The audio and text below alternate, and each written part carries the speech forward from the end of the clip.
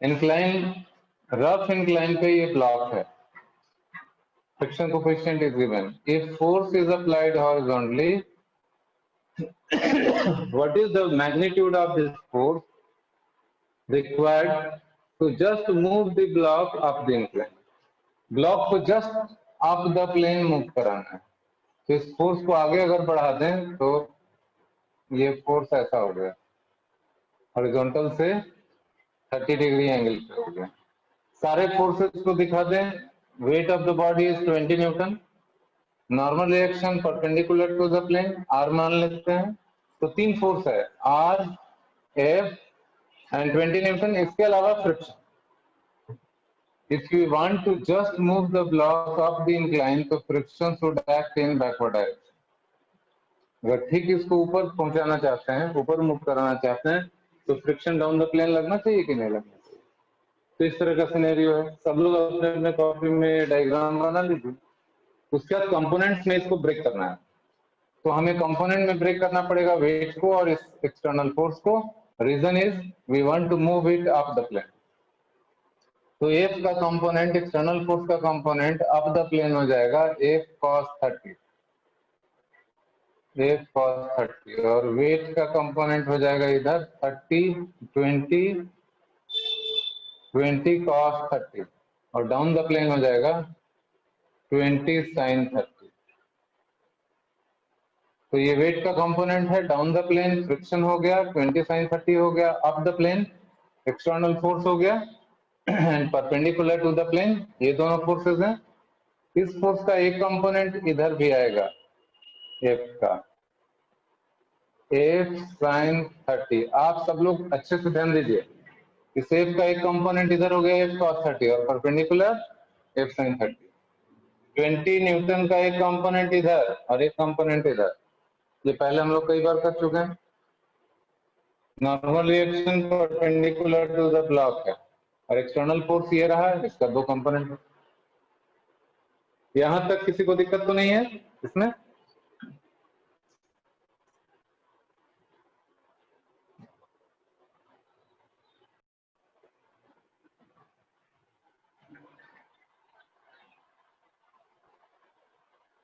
In order to move the block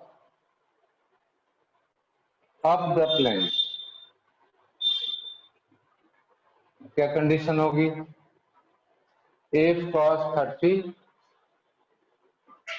must be greater than equal to, या तो ज्यादा हो या एटलीस्ट बराबर हो, तो मूव करने की स्थिति में आएगी 20 sin 30, 20 इंटू हाफ sin 30 का वैल्यू डाल दिए प्लस फ्रिक्शन फोर्स। इसका मतलब हो गया f root 3/2 should be greater than equal to 10 plus friction is mu into R. Mu का वैल्यू गिवन है, f root 3/2 greater than equal to 10 plus mu is 0.2 यानी 2/10 into normal reaction. Normal reaction यहां से calculate कर लेंगे। Vertical direction में perpendicular to the plane कोई motion नहीं है, तो वर्टिकल डायरेक्शन में परपेंडिकुलर टू द प्लेन क्या कंडीशन होनी चाहिए? R must be equal to किसके बराबर? ये और ये।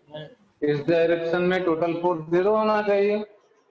तो लोग समझ रहे हैं ना? R equals F sine 30 plus 20 cos 30। Diagram में सभी लोग ध्यान दीजिए जरा। इस डायरेक्शन में ब्लॉक का कोई मूवमेंट नहीं है, ब्लॉक इधर ही मूव कर रहा है, तो ये दोनों फोर्स का सम जरूर इसके बराबर होगा, तभी तो इस डायरेक्शन में कोई मूवमेंट नहीं। यहां से आर का वैल्यू यहां रिप्लेस कर दें, ठीक है? और कहीं पे कंफ्यूजन लगने से आप दोबारा पूछ सकते हैं। F sine 30 is F root 3/2।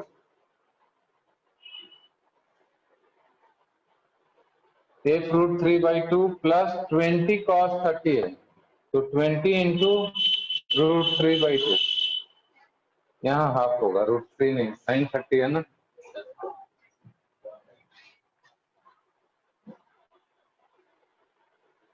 तो एफ इंटू हाफ साइन 30 है, 20 cos 30, तो ये हो गया mu times mu into R. हम लोगों को एफ का वैल्यू चाहिए, तो इसको जस्ट सिंप्लीफाई करना है। देखिए एफ रूट 3/2 कॉमन, यहाँ देखिए यहाँ भी है एफ इंटू, ये cancel 1/5, F into half into 1/5, left side लेके आएंगे तो माइनस हो जाएगा, 1/10 हो जाएगा, 1/10। आरएचएस में क्या बचा देखिए 10 प्लस 10√3, इतना बच गया न्यूटन। तो फोर्स का वैल्यू हो गया greater than equal to 10 plus 10√3 divided by √3/2 minus 1/10, इतना न्यूटन। इसको थोड़ा सिंप्लीफाई कर लिया जाए, जितना संभव हो सके उतना सिंप्लीफाई करिए। सिंप्लीफाई अगर करेंगे, देखिए यहाँ पे मैं लिख रहा हूँ इसके बाद, तो F is greater than equal to 10, LCM ले लीजिए, तो 10 100 हो गया, √3 प्लस 1 हो गया, यहाँ से 10 कॉमन और 10 ऊपर में कर दिए, तो यहाँ 10 से मल्टीप्लाई करेंगे तो 5√3, 5√3 माइनस 1। सब लोग जरा चेक करिए, इतना ही आएगा ना।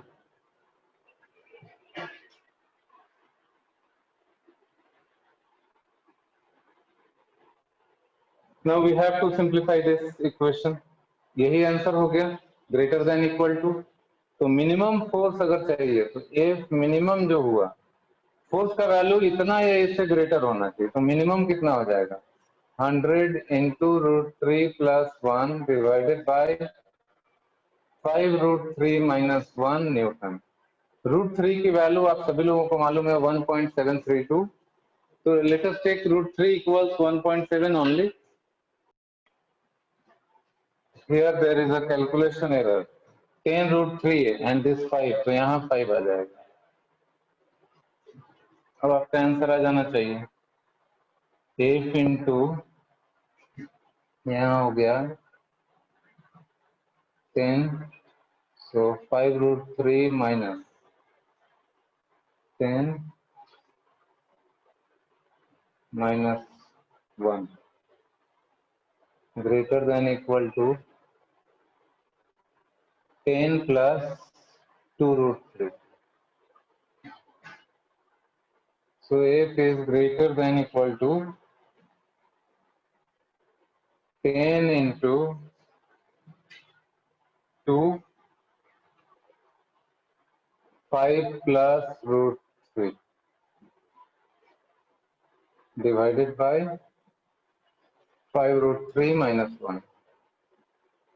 This much Newton. Therefore, minimum value of this force is 20 into 5 plus 1.7, approximately ले रहे हैं √3 1.7 divided by 5 into 1.7 minus 1.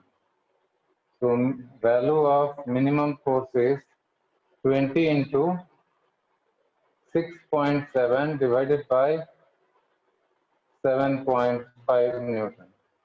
So it is approximately 20 into 67 divided by 75 Newton. It is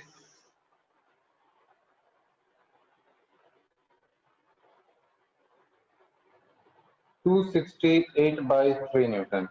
Approximately कितना आ जाएगा, just evaluate 268/25 Newton.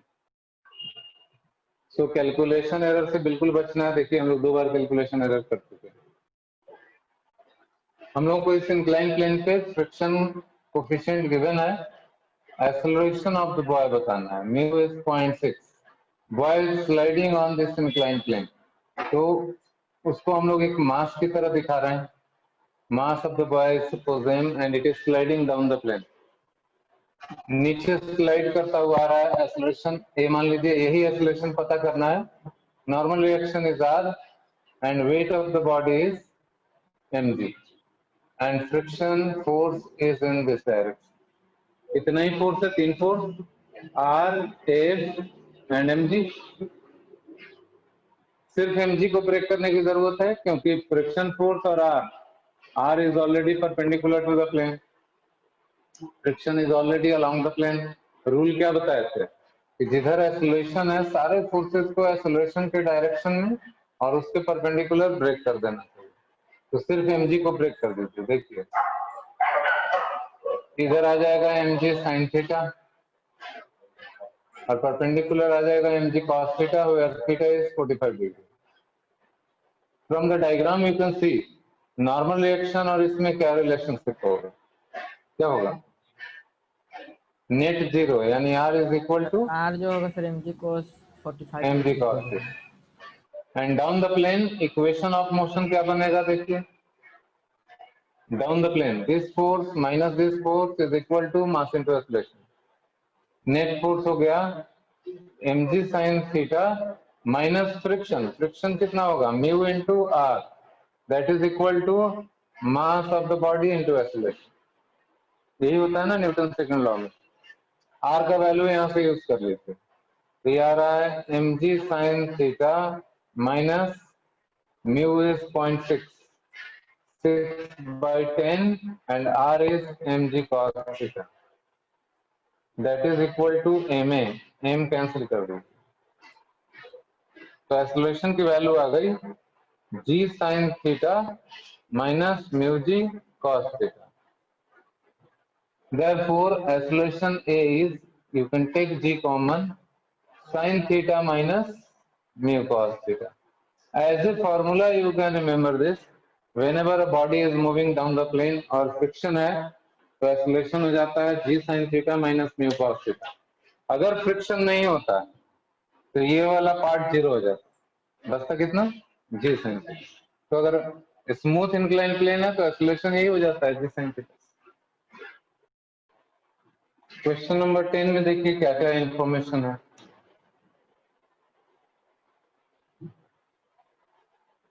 This is a rough horizontal surface. A block of mass m is placed on it. Suppose an external force is acting in this direction. ये external force है. कोई आदमी इस block को आगे पुल करके ले जाना चाहता है. कितना भी ये फोर्स लग रहा है, ये ब्लॉक मूव अभी नहीं कर रहा है, बाद में उसको डिस्कस करेंगे. अगर ब्लॉक पे फोर्स इधर लग रहा है तो फ्रिक्शन फोर्स इधर लगना स्टार्ट हो जाएगा. Normal reaction perpendicular to the plane. इसके अलावा इसका वेट, ये 4 फोर्स है, 3 फोर्स है इस ब्लॉक पे जो पहले से लग रहा है. अगर ये एक्सटर्नल फोर्स लगना बंद हो गया तो ये भी बंद हो जाएगा, फ्रिक्शन भी बंद हो जाएगा. नहीं तो जैसे ही एक्सटर्नल फोर्स आप लगाएंगे इसकी टेंडेंसी आगे जाने की होगी, फ्रिक्शन पीछे लगने लगेगा. क्वेश्चन में क्या लिखा है, सरफेस से लगने वाला फोर्स कौन कौन सा है. ये जो सरफेस है ये कौन कौन सा फोर्स लगा रहा है, friction and normal action. 2 force का रिजल्टेंट उसी के बीच में कहीं होगा. इन दोनों का रिजल्टेंट मान लेते हैं R1. Let R1 is resultant of normal reaction and F. Normal reaction भी सरफेस लगाता है, फ्रिक्शन भी सरफेस लगाता है, इसलिए इन दोनों फोर्स को हम लोग कांटेक्ट फोर्स बोलते हैं, जो कि सरफेस कांटेक्ट में होने पे ही लगता है. हटा लेंगे कांटेक्ट पे लगना बंद हो जाएगा, इसलिए इन दोनों फोर्स को हम लोग कांटेक्ट फोर्स बोलते हैं. और दोनों के रिजल्टेंट को मैंने यहाँ लिखा है R1. आप देखिए क्वेश्चन में क्या लिखा है कि नेट कांटेक्ट फोर्स और वर्टिकल के बीच में जो एंगल है, this is net contact force and this is vertical. दोनों के बीच में जो एंगल है इसी को लैम्डा बोलते हैं. और लैम्डा का एक नाम दिया है, क्या नाम दिया है बताइए, angle of friction. Angle of friction. हाँ, this is called angle of friction. और इसी से रिलेटेड ये क्वेश्चन है. वी हैव टू प्रूव कि lambda is less than equal to tan inverse mu, where mu is friction coefficient between the ground and the block. This is the question. You can see from this diagram tan lambda is f upon r, और f का value देखिए क्या है, तो इसको लिख सकते हैं tan lambda is less than equal to mu r by r। क्यों? f का मैक्सिमम वैल्यू म्यू आर होता है। मैं यहाँ म्यू आर लिख रहा हूँ कितना, मैक्सिमम। फ्रिक्शनल फोर्स का वैल्यू म्यू आर से, ये तो एक वैल्यू हुआ मैक्सिमम, नहीं तो लेस देन होगा उससे, तो लेस देन इक्वल टू यहाँ कर दिया। इसके वजह से, इस फ्रिक्शन की वजह से हम mu R less than equal to mu R लिख रहे हैं, अदरवाइज इक्वल लिखते हैं। आर कैंसिल, तो आ गया tan लैम्डा, यहाँ आ गया tan lambda less than equal to mu. Therefore lambda is less than equal to tan inverse mu। यही हम लोग को यहाँ प्रूव करना है इस क्वेश्चन में। क्यों लेस देन इक्वल टू होता है, क्यों इक्वल टू नहीं होता? अगर फ्रिक्शन फोर्स की वैल्यू हमेशा म्यू आर हो तो यहाँ लेस देन डालने का जरूरत नहीं है, फिर इक्वल टू जाने। लेकिन हमें मालूम है कि फ्रिक्शनल फोर्स की value less than equal to mu R होती है, इसलिए इक्वल की जगह पे फ्रिक्शन फोर्स का value less than equal to mu R डाला, इसलिए ये साइन आता है। इसलिए lambda less than equal to tan inverse mu. Note कर लीजिए। क्वेश्चन में क्या दे रखा है कि दोनों इस इंक्लाइन प्लेन पे और हॉरिजॉन्टल प्लेन पे दोनों जगह फ्रिक्शन कोफिशिएंट अलग अलग है, म्यू वन। सिस्टम को छोड़ दिया गया तो 4 kg ब्लॉक नीचे आने लगा और ये जो है आगे जाने लगा। क्वेश्चन में दिया दोनों ही ब्लॉक सेम एक्सेलरेशन से मूव कर रहे हैं, इसका भी एक्सेलरेशन a और इसका भी acceleration a, and the value of a is half metre per second. एक ही स्ट्रिंग पूरे में है, so tension in the string everywhere is same, that is 16। अगर टेंशन इन द स्ट्रिंग 16 है, acceleration of each block is 0.5, then what should be the value of mu1 and mu2? This is the question। तुरंत पता चल जाएगा। देखिए हम ये बताएं टू, हाँ 2 kg ब्लॉक का इक्वेशन ऑफ मोशन लिखते हैं, equation of motion of 2 kg block. आप लोग बताइए इसका क्या इक्वेशन ऑफ मोशन होगा, इसका इक्वेशन बताइए 2 kg ब्लॉक का। फ्रिक्शन पीछे लग रहा है यहाँ पे F1, ये नीचे जा रहा है, T minus friction force, friction force is equal to mass into acceleration 2 into a। सही है? इस पर टेंशन आगे की तरफ, फ्रिक्शन पीछे की तरफ, नेट फोर्स ये हो गया, that is equal to mass into acceleration. तो किसी को इसमें दिक्कत नहीं होनी चाहिए। टेंशन हमें मालूम है 16, और फ्रिक्शन कितना होता है, म्यू इनटू नॉर्मल रिएक्शन। इस ब्लॉक पे नॉर्मल रिएक्शन कितना होगा जरा बताइए।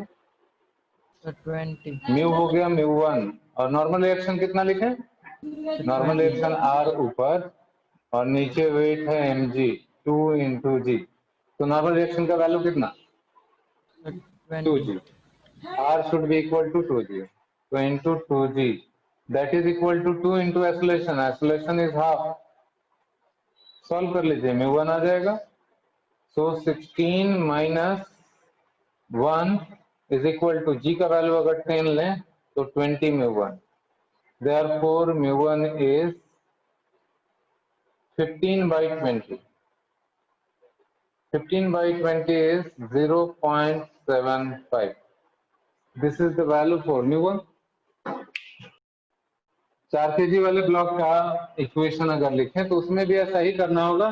कुछ बच्चों को इसमें दिक्कत हो सकती है। देखिए, it is moving down the plane, जो फोर्स लग रहा है, एक तो इसका वेट लग रहा है वर्टिकली डाउनवर्ड mg, इसका कंपोनेंट इधर हो जाएगा mg sin 30। इस ब्लॉक का नॉर्मल रिएक्शन मान लीजिए r डैश, इधर कंपोनेंट हो जाएगा mg cos 30।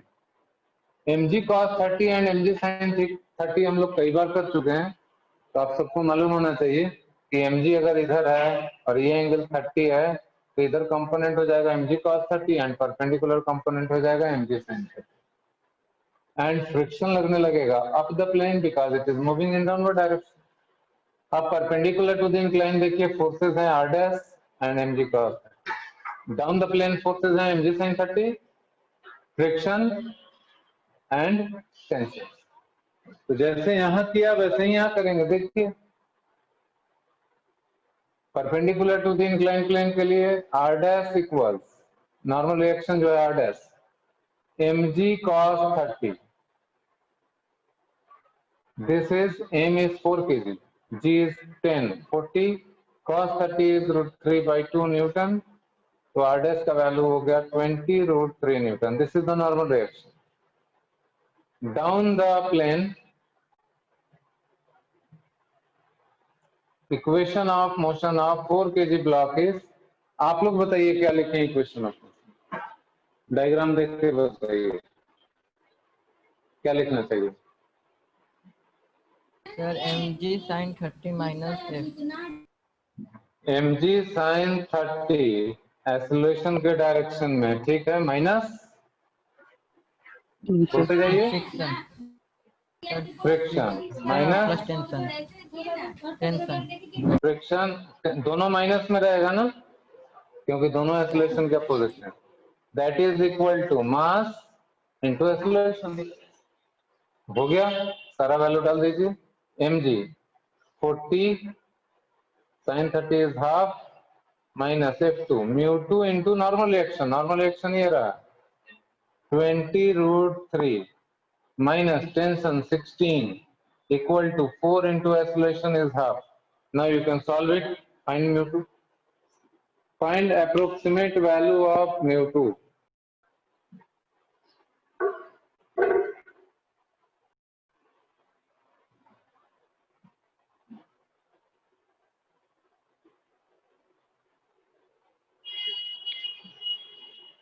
In this question you can see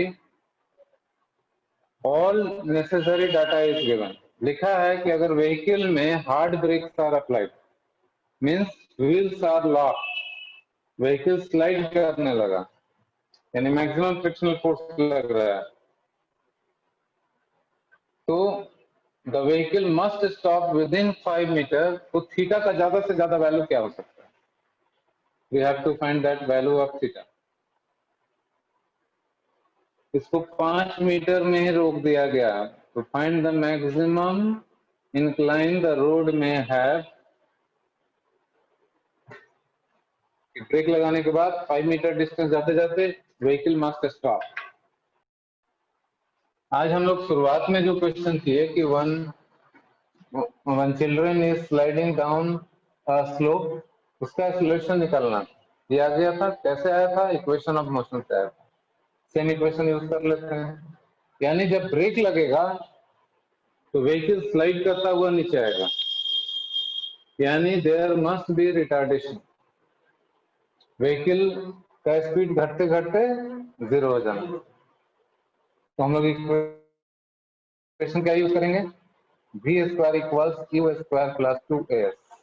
final velocity 0, initial 10 यानी 100 प्लस 2 टाइम एक्सेलरेशन ये रहा, g का वैल्यू 10 ले लीजिए, sine theta minus mu, mu कितना लेंगे? 4/3 into cos theta. v square equals u square plus 2as is 5। इससे हम लोगों को थीटा का वैल्यू पता करना। हम लोगों ने यहाँ पे क्या किया? जो नॉर्मल रूल है, इक्वेशन ऑफ मोशन से एक्सेलरेशन आ गया, it stops in 5 metre distance, तो ये काइनेमेटिक्स का यूज किया, v square equals u square plus 2as से इक्वेशन बन गया। हम लोग को यही थीटा निकालना है, थीटा निकालना। तो एक तरफ cos थीटा, एक तरफ sin थीटा है, this is the problem. Square कर दीजिए दोनों तरफ, दोनों साइड। ऐसे इक्वेशन को सॉल्व करने का यही बेस्ट तरीका है, squaring both side.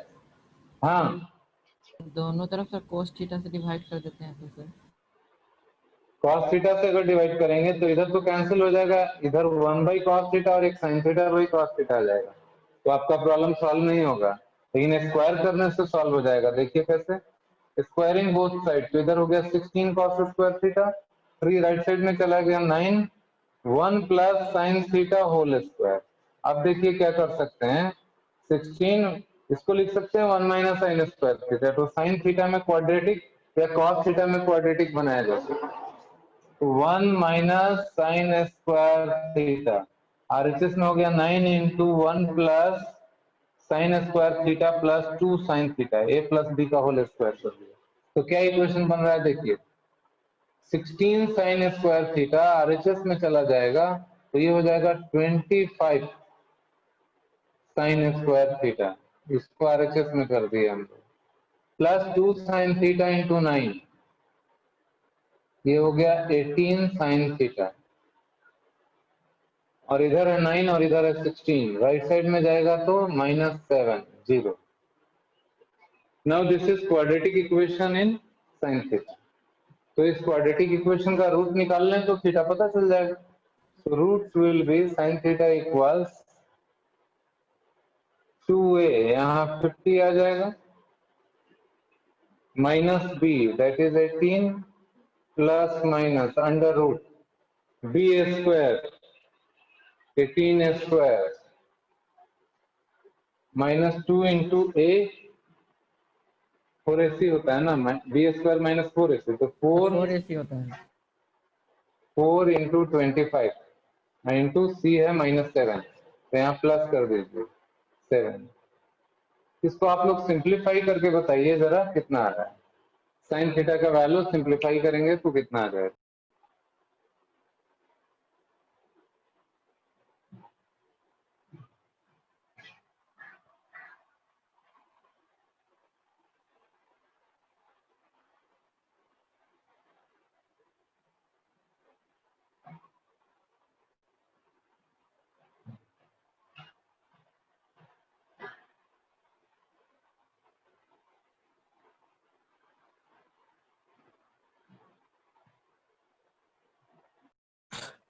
After solving we are getting this value, negative sign को हम लोगों ने निगलेक्ट कर दिया, हटा दिया, पॉजिटिव वाले वैल्यू को एक्सेप्ट किया।